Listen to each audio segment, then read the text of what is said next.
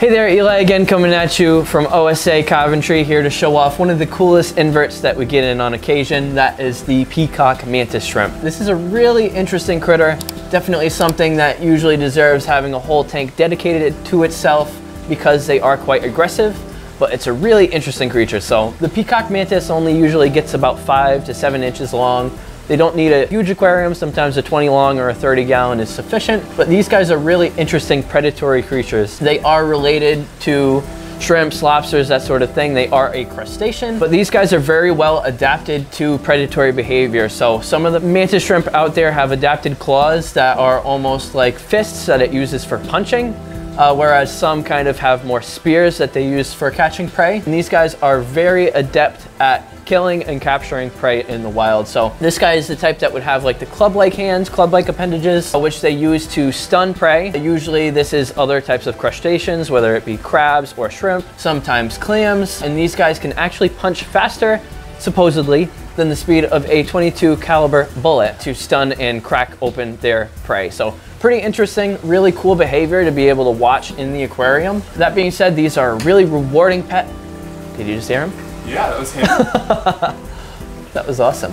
You punched the glass? Might have to include that. Huh. In addition to them being fascinating predators, these guys are just beautiful to look at. They come in all sorts of shades of colors, one of the most colorful creatures out there that you can add to a tank, with these hues of purple and blue and red and green and yellow. Pretty often you'll find them scavenging the tank for new prey items to eat. These guys are generally not considered reef safe. However, it is something that you could probably place with corals in your aquarium.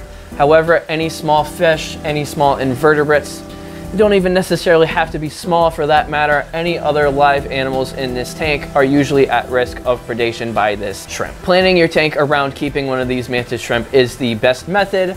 Keeping something in the 20 gallon long to the 30 gallon size range or up is important to make sure that he's got ample room to search for prey items and ample room to turn around as he gets larger. If you see on the close-up of this guy, he's got very interesting eyeballs. Both of his eyes are on these very mobile stalks that they can move a very wide degree of angles to kind of scope around the tank, scope around their surroundings. In addition, they have, I believe, 6 pupils, and they've got very interesting compound eyes that are able to pick up more colors than the human eye can interpret. So these guys are actually seeing perhaps ultraviolet and infrared light waves that we are not even capable of comprehending, which is pretty interesting. So these guys are able to notice some of these other cues that a lot of animals are not able to pick up from their surroundings, and that makes them even more adept at their predatory behaviors. In addition, they are also capable of communicating with each other. If you see, this guy's got these paddle-like appendages on the side of his body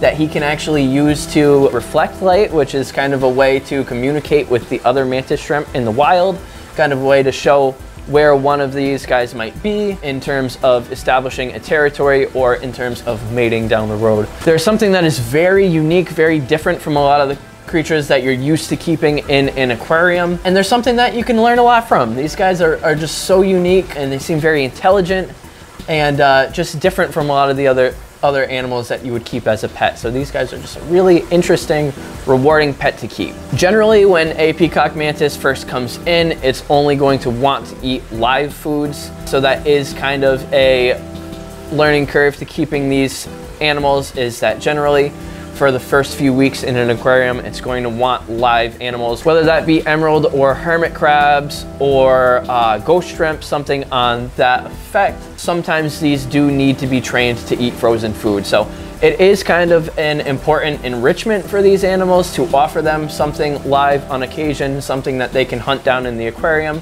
As much as it seems cruel, it actually kind of helps this animal's behavior in the setting and kind of helps to mimic the natural environment for them, give them something that rewards them for their wild behaviors, their predatory habits. That being said, generally these guys do take pretty well to frozen offerings as well, whether it be frozen silver sides or frozen clams and mussels.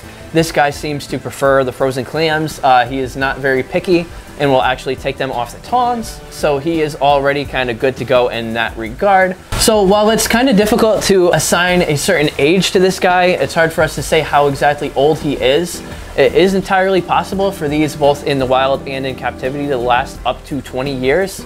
So that is also something to plan around if you do intend on grabbing one of these guys. Just keep in mind that they might live quite a while, something that you should plan on keeping for its entire lifespan if you plan on keeping one, or make the plans to eventually rehome him down the road to a nice home if you do need to get rid of him.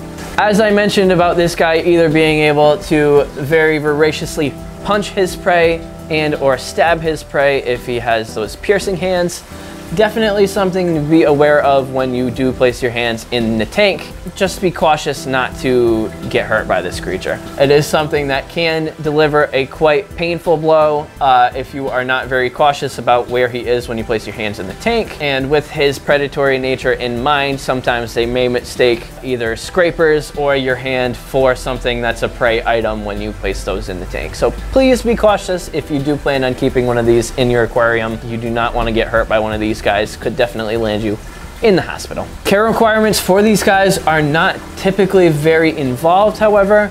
Very similar to most of your other reef critters, it wants a warm temperature, probably 76 to 78 degrees. It wants pretty clean aquarium water, but other than that, it's not going to be terribly picky. Just keeping up on your constant water changes, keeping up on regular tank maintenance and feeding. This should be a pretty easy pet to keep for the long term. That being said, these guys are a really interesting, rewarding pet to keep in an aquarium. Something that's not only beautiful to look at, but really fascinating to watch do its wild behaviors in an aquarium. As always, thank you guys for watching. Let us know in the comment section below if you have questions or suggestions for future videos, and keep on reefing.